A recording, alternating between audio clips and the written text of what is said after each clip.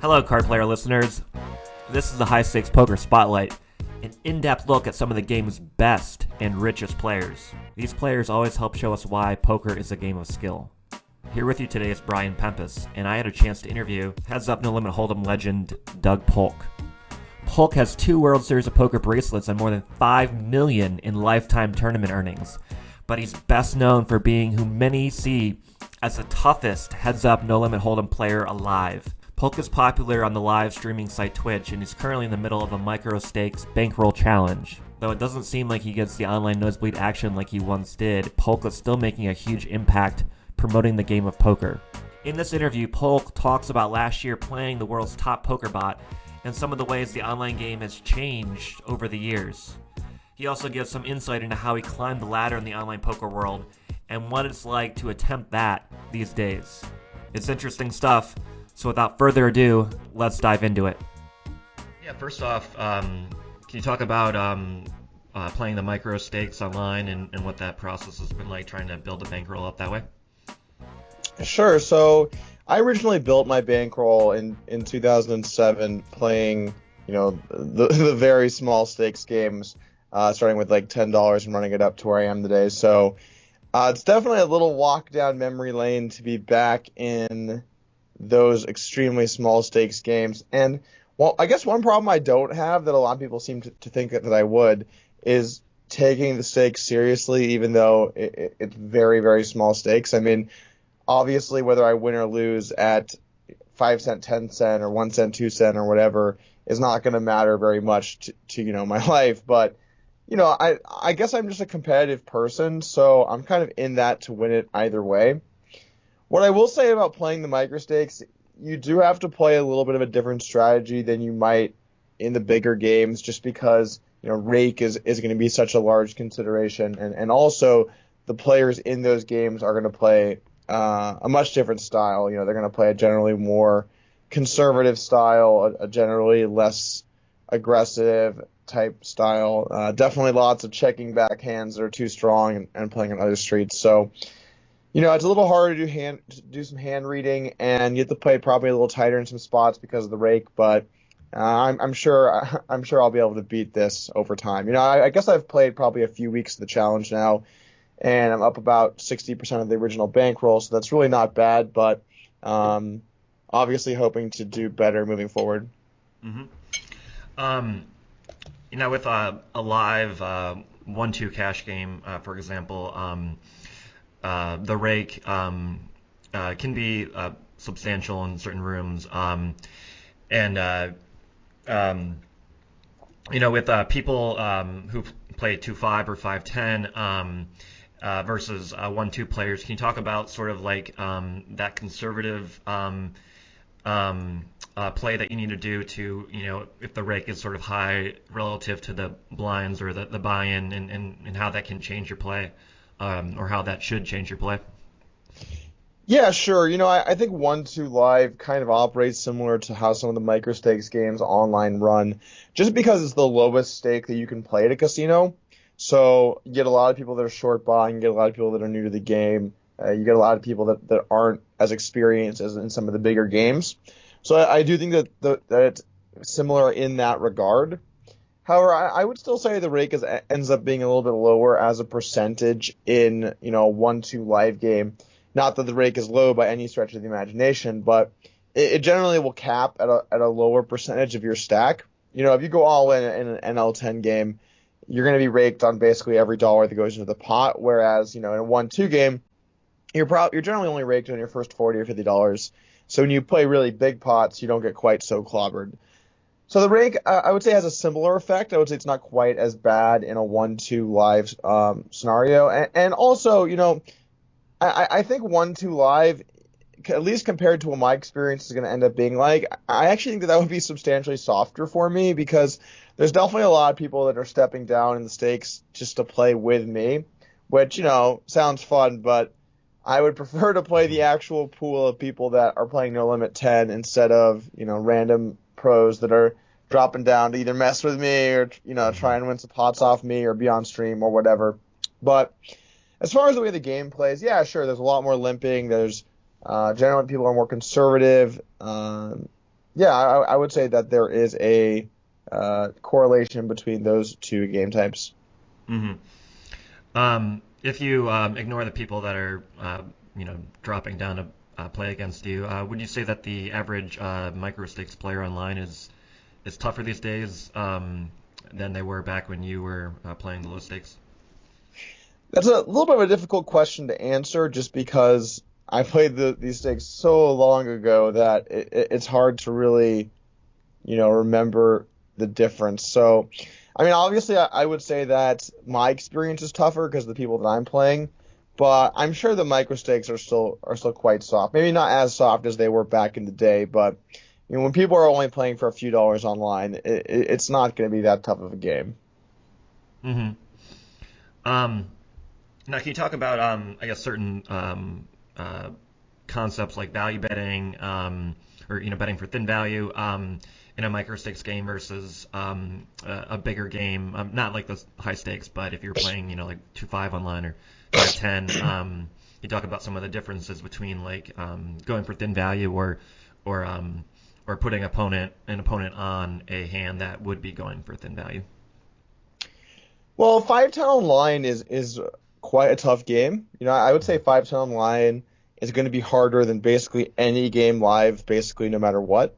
Mm-hmm. It's just the way that it works. Whenever people can play from all over the world, you naturally get a player pool that is quite strong. Whereas at a 5-10 live game or a 25-50 live game, or even a 100-200 live game, you tend to get people that are just in that area that are able to play the game. So, yeah, when you're talking 5-10, even though that doesn't sound like it's huge stakes, it is going to be considerably tougher than any live game you can basically play. So as far as going for thin value in these games, generally speaking, in the lower stakes, I think players tend to not like to, feel like they're paying people off or whatever. Whereas in a higher stakes game, most players recognize that part of the game is, having the worst hand, having to call just to prevent your opponent from bluffing. So thin value betting, I guess I would say, is worse in both players' ability to call you down light, and additionally that sometimes there's just hands where players just, check back a ridiculously strong hand for like basically no reason on earlier street. I've seen tons of hands I've played in my challenge so far where someone had like a really strong two pair and bet the flop, and then on the turn they just checked it back, so the combination of players either undervaluing their hand or maybe playing too conservatively, compounded with playing less of a style on the river that's, maybe from a game theory standpoint, the correct strategy, definitely makes thin value betting not quite as strong. However, that said, bluffing is still somewhat good, I would say, in a lot of situations. I think there's a common misconception that when you're playing, small stakes or micro stakes or whatever, that you can't bluff people, and that's simply not true. There's definitely more players that you're not going to want to bluff. Players that obviously are just calling down with whatever and putting it in with whatever hand. There's certainly been a fair share of that so far in the challenge. But at the same time, bluffing is still part of the game, and a lot of these micro stakes players are definitely not calling the right amount on the river in some spots. So I would say that you want to keep a good approach to the game, maybe a little less likely to value bet thin, and still be looking to play loose, aggressive, and pick your spots. Mm-hmm. Yeah, definitely, that makes sense. Do you think, someone starting off at the micros and if they have a dream of reaching the nosebleeds online and maybe having a career like yours, do you feel like the opportunities are there for climbing that ladder, or if it's easy, or if there's still that ability to really climb the ladder and go from the micros to the nosebleeds like there once was sort of during the heyday of online poker? Yeah, that's a good question, because I think a lot of players sort of feel right now like, is it possible? Can you do this? And it's certainly something that people love to come into my stream and be like, oh man, like you can't beat even the smallest stakes. Like this is the guy's like the best in the world and he like can't beat it. And I always think when that happens, like, dude, we're up like 60% of the bankroll here. Like, let's just calm down a little bit. I guess like players maybe expect that you just get to walk in and win every single time you play if you're a good player, and that's just not the case in poker ever. You put the best poker player in the world against someone that's pretty bad in a heads-up format, and the best player is only going to win like 55, 60% of the time, 65% of the time, maybe, depending on the structure. It's not like in a game like, for example, chess, where you put like a grandmaster up against someone that is like a decent player. The grandmaster will just win 100% of the time. Poker's not like that. The worst someone could do against you, let's just say you played someone that never played poker before, and you told them, okay, just go all in every hand no matter what. Well, depending on the structure, the good player is only going to be able to beat that strategy like, 55 to like 65% of the time, maybe 70% of the time, depending if you're deep or not. And that's actually like not that great, considering that their strategy is just go all in every hand. So you have to be a little more realistic with like the scope of the challenge, with what I'm trying to do here. If you're going to apply that into like thinking, can this be done? So the answer to this question is, of course it can be done. Is it harder than it used to be? That's for sure. Players have gotten stronger, and there's probably less games running overall compared to back in the day. So both those things are going to hurt you somewhat. And you can't have as many glaring problems, I think, nowadays. Like if you have, for example, like you just tilt really badly, you're just not really going to be able to put yourself in a situation where you're going to move up in stakes, because you just can't afford to nowadays. Like you can't afford to have those blow up moments where you just lose a ton of money for no reason. So it's definitely still doable. Games are certainly still beatable. I believe we are still going to see some people come from nothing and make it to some of the top ranks in poker. Even in the last few years, we've still seen some players do that. And it will continue to get harder, but it is still certainly achievable for players looking to move up in the ranks and one day play the nosebleeds. Mm-hmm. I guess from the vantage point of 2016, what kind of advice would you give to people that start off at the micros and are concerned or thinking about, when they should take shots at bigger stakes? Because, during the heyday of online poker, you'd often hear about people playing in bigger games and sort of using that experience or a really good string of sessions there to, jumpstart their poker career. Yeah, so, it's a tough question, because it really matters how good of a game you get, rather than the stakes. Like, if you have an opportunity on like 20, 25 buy-ins to play in a truly phenomenal game, well, first off, you should probably have built up some connections where you can sell some small pieces and play an appropriate sized buy-in. But in a situation where, you have to play with all of yourself, should you take that spot or not, I would still say that you should probably take it. If the alternative is to play in a much slower game or a much worse game or whatever. But that said, you certainly do have to be more conservative with that type of decision nowadays, because it's not like back in the day, and I think Heads Up No Limit's the best example of this. Players used to play some matches in Heads Up No Limit, and players would sometimes have sessions where they would lose like 30% of their roll or 50% of their roll, or certainly some players had some sessions they lost their entire roll. But the thing is, players were much less scared to do that, because let's just say you played and lost a lot of your roll. You're never worried about like, am I going to find other action to get back here? There's always other people looking to battle, and a lot of hands to be played against different people. So I think players looked at it more as, I'll take a shot. If it doesn't work out, I got all these games to get back into the game, etc. But nowadays, it's not quite as much like that. Certainly with Heads Up No Limit, if I had to like start over on the ladder at Heads Up No Limit right now, I would be in a really bad spot, because there's very few people that would even play against me. And so I would have to play very top-notch people at high stakes, and below that, there wouldn't even really be action. So I guess the point is, you have to be a bit more careful these days compared to the past, because of the ecosystem. But it still doesn't mean that you shouldn't look for spots to spots to try and get your money in good and play in a bigger game. You just have to be a little more responsible about it and try to sell pieces to people as possible. Hmm. Yeah, definitely.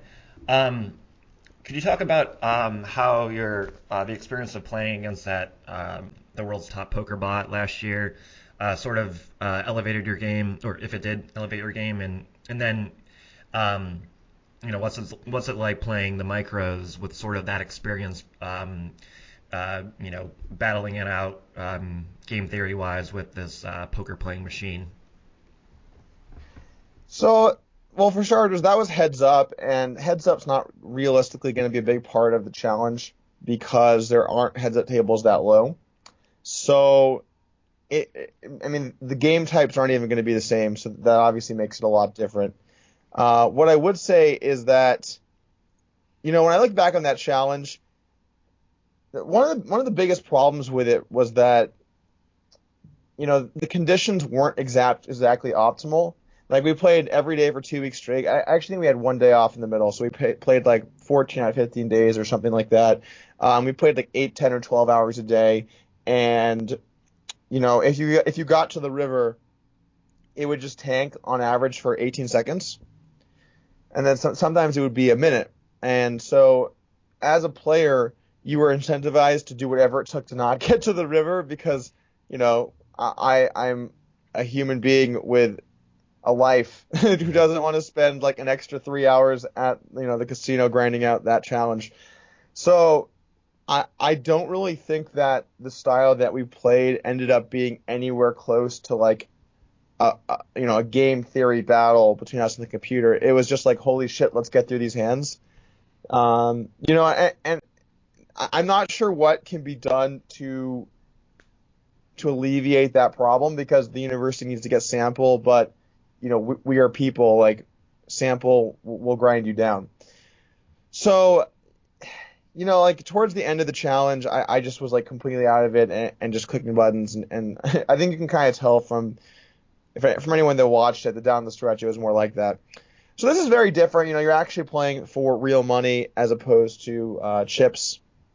And even though there was a payout based on how you did in that challenge, each individual chip, the money was like, it was weird. There's like almost ICM type stuff going on because it depends on how other people are doing in the challenge.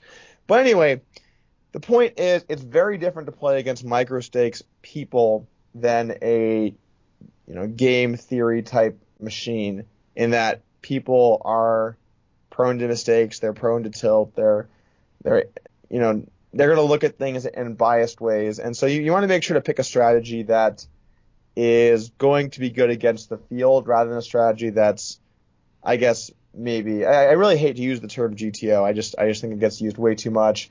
No one's currently playing GTO. You can't play kind of GTO.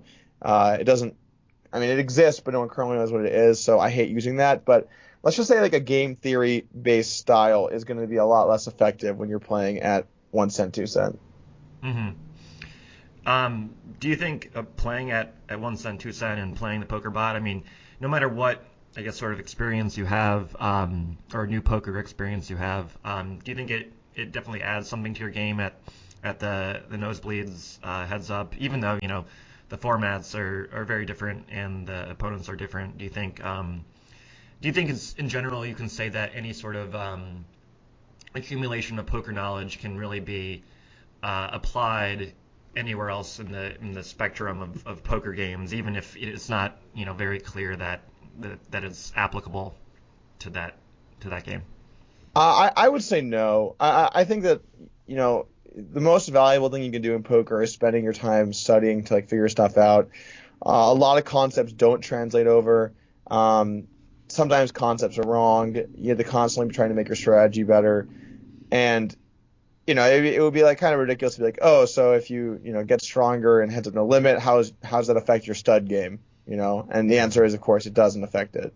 Well, I guess I say that with my very limited knowledge of stud, but the point is game types are different and operate differently, and so I would not say there's much of a correlation there. Gotcha. Now, you mentioned before how people, a lot of people say that you're the best in the world at at Hold'em, especially heads up no limit Hold'em. When you hear that, and when you hear your peers say give you such high praise, what does that, I guess, make you feel and make you think? Do you ever, I guess, do you feel like that it was sort of validation for all the work that you put in over your career? Yeah, it's interesting because in Heads Up No Limit, as opposed to a lot of different game types, you end up having a much more clear ladder of players than in other games because, in Six Max or Full Ring or whatever, a lot of the game is game selection.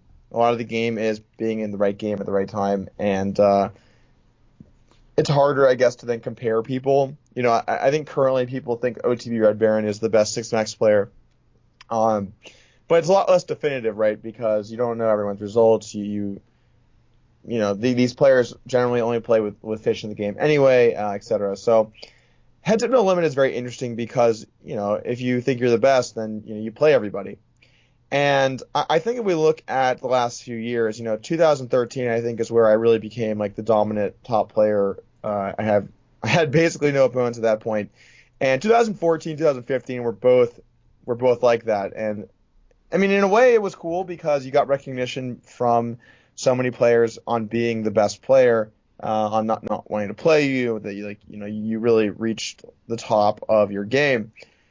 But on the other hand, you don't get to play because it's not like Six Max or Full Ring. Like, I can't find good games. People are like, oh, just never play Doug, which is probably a smart move. But yeah, unfortunately, you end up not really getting that opportunity to put hands in to try and make money. So, this year, actually, it's kind of interesting. Like, as I've been putting more time into streaming and making videos and putting out content, there's been several players that are interested in playing some matches against me. So, I guess we'll see what happens as far as will I remain the number one player. It's kind of hard to say. I mean, now I have so many other things going on, with Upswing Poker, with Twitch, with YouTube, all this stuff, that it's a little bit difficult because I don't want to bite off more than I can chew, and you don't really want to underestimate the people that are playing at these stakes, right? But it's certainly the first time in a long time where I do have a few people that want to play me, and I guess we'll have to see how things play out moving forward. Mm-hmm. I heard about this sort of thing going on in the sport of MMA, where somebody will sort of emerge as the best, and then it'll elevate the rest, everyone else to that level, and eventually raise sort of the overall skill level. And do you feel like that's the case in poker? Like, you emerge as the top heads-up player, and do you feel like the gap sort of is closing between you and the rest of the pack, that people just sort of pick up things from you that are making them better, and that does that force you to sort of always be evolving as well? I actually think it's a little bit different. I think that I essentially am going to be considered one of the last best players who used a style that was very much based around exploiting my opponents. I take theoretical considerations into my strategy as well, but a lot of the way that I played versus people was figure out what they're doing, map out, the way that they're playing their hands, and then create like a counter to that that's very strong given what they're trying to do. And so, when you think about that kind of play compared to what a lot of the people nowadays that are coming up or trying to play high stakes again, they're using a much more game theory, like PO solver or whatever, like solver type of play.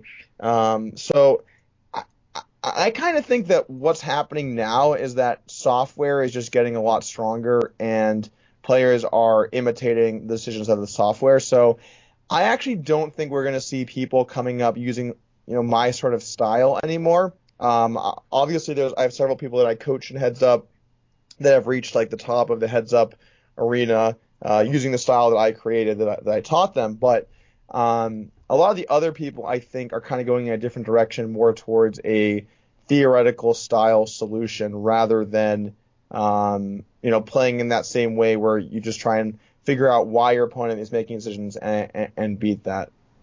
Mm-hmm. Definitely. given sort of the state of the online game, and now you have two bracelets at the World Series of Poker, do you feel more motivation to play tournaments and try to accumulate bracelets? Is that something that's on your radar going forward?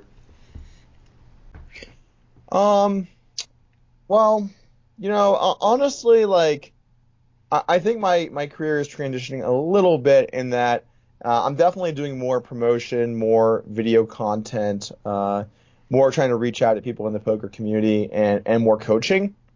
I'm still going to be playing in occasional high rollers, especially in Vegas. I'm still going to be playing in some occasional cash games. I'm still going to be playing during the W Coop and Scoop and stuff. So, I'm still going to be playing poker and still going to be playing high stakes poker because there's money to be made there. But I'm also kind of transitioning in a little bit of a different direction, more towards the marketing, promotion, and content. Because when I look at like a lot of the content out there on YouTube, particularly, and also to some extent on Twitch, there's a lot of people that are currently doing entertainment and poker that are entertainers, and there's nothing wrong with that. It's they managed to build up fan bases doing that, but there's not many, if any, like real high stakes players that are doing content. That they're not doing that. So it's kind of a nice area to be able to work in, not having really any competition, from like a poker playing perspective. And I'm interested to see, like, what I can do with that, what kind of effect that can have for poker within the community. Mm-hmm. Yeah, I saw that you were adding some commentary to the play that we saw at the main event final table earlier this month. It seems like having a high stakes cash game guy comment on the play we see there is really beneficial. What did you, I guess, think of the play overall there, and I guess commentating or analyzing play at a big final table? Is that something that you enjoy doing? So yeah, I mean, I only got to see about 25, 30, 35% of it because I was traveling, and it was actually kind of bad timing overall on my part. But from what I saw, I think that there are some pretty clear mistakes players make. But to be fair to them, like, you're gonna play like 30 hours of poker in a few days. You're gonna mess up some hands, right? And then everyone's gonna be there to watch. So I do enjoy the analysis of it. I do enjoy, I guess, kind of being an expert in the field there, like giving people like an insight into their play. But I would also say that it's a lot more fun to actually be playing, rather than having to do the analysis. But yeah, I still do enjoy that, and it's probably something I'm going to look to do more of in the future. Mm-hmm. Cool. Every now and then, I've heard a poker pro say, sort of lament about the fact that the high stakes community is teaching people to get better at poker, so it's harder for poker pros to make money. Can you talk about that dynamic to coaching, to producing strategy content, and like, I guess, is there ever, like, do you ever feel like there's a contradiction in improving the level of play out there in the poker world, but also, I guess it still needs to be profitable for people that want to make a living from it? So there's certainly an element that coaching players makes them better, and thus overall games get worse. That's not something that I would deny. But I would also say, don't overestimate how good people get just from like hearing good content. Like, I've coached a lot of people in my career, and they've had varying degrees of success, from not doing that well to being able to get to the top. And that's with one-on-one me training them, right? So you think about that, and then you think about, okay, I put a video up on YouTube saying like he should do this on the turn. How good do people really get from that? I think they get better. I think that if they're smart about how they think about poker, it can certainly make them do a decent amount better. But at the same time, they have to really digest that information and be able to then put it into their play, which I'm not even sure a lot of people are capable of doing. Now, actual training, like upswing poker type stuff, that will for sure make the games tougher. Again, I'm not going to disagree with that. But what it will do is, for the people that want to take that step forward, the people that want to start winning in poker, it's going to give them that opportunity to do so. So, yeah, for the overall ecosystem, any kind of strategy stuff is not good for it. But at the same time, it's a necessary thing within the community that's going to happen, and trying to pretend that it's not there, that's going to go away, isn't realistic. Hmm. Yeah, I mean, would you say that you know, a lot of the promotion of poker is teaching people who are less skilled how to get better, and that has always been an element of poker. Yeah, for sure. It's like any game is kind of like that. People that play any game don't want to suck. That's just in any game. It's like that. So poker is the same, probably more so because you're actually playing for money. Hmm. Definitely. Now, I saw recently that Gus Hansen is going to be making a return to online poker. I know you don't play in the same games all the time, but maybe you've played before. Um, do you have any comments or feelings about someone like him? I guess like stating that he's going to make a return to the high stakes online poker world after losing a lot. He was on that pretty historic downswing. I actually didn't know that he was on his way back into it. To be honest with you, I have never once played with Gus Hansen. Actually, wait, no, that's not true. I played one hand with Gus Hansen, a single hand, where in an Aussie Millions tournament, I think the 250K, he registered at the last minute and busted on the first hand he played. So Hmm. I don't exactly have a long history of playing with Gus, and he also doesn't really play the games that I play in. Hmm. So I wish I had more insight into. I mean, I didn't even know he was coming back until this conversation, so I really don't have much insight into the subject. Gotcha. Um, in general, for the toughest guys online and in the live setting too, maybe especially during the summer in Las Vegas, do people pay attention to do high stakes players usually pay attention to when someone's on a downswing and maybe they don't haven't seen examples of them tilting being in a period of tilt, but is that something that ever runs through your mind? A player has been losing and maybe you want to get in the game with them.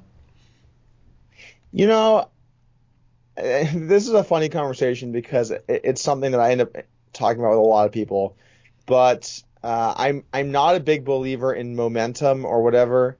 So if someone isn't a very good player, I want to be in a game with them. I kind of don't care how they've been doing lately.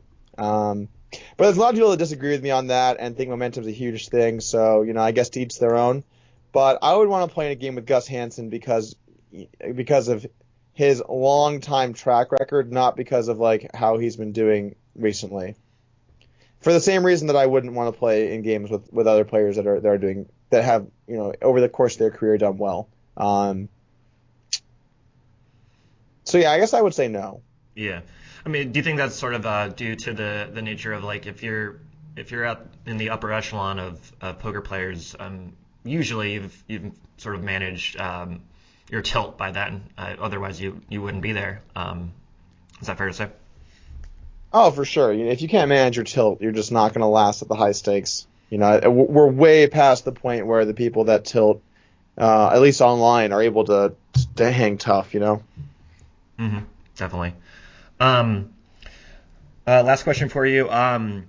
Just in terms of your results in 2016, the year's almost over. Do you feel like you've poker wise, played your best and have had a good year compared to the past? So yeah, I've actually had a pretty awesome year. I won a bracelet, so that was cool. I won a couple big online tournaments. I won the $700 Kilimanjaro Mountain Tournament or whatever that was. I won a 2K Scoop. I got third place in a 10K W Coop. Well, I guess it depends on how you want to call third or second place or whatever. So, I won a lot of money. I won some tournaments. I didn't actually play too much cash this year, so I can't really. Actually, earlier this year I did well in cash as well in some of the games in Ivy's room and Aria. So yeah, honestly, it's been a phenomenal year. both in winnings and in, I guess, notoriety. And it's kind of hard to beat having a year where you win a bunch of money and win a bracelet and win some online events. So yeah, I feel very happy about my year. Mm-hmm. And building your brand too. Of course, yeah. That's it for our interview with Doug Polk. You can find him on Twitch and YouTube as well as at his training site, Upswing Poker. Thanks again to Doug, and thank you for checking out Card Player's High Stakes Poker Spotlight.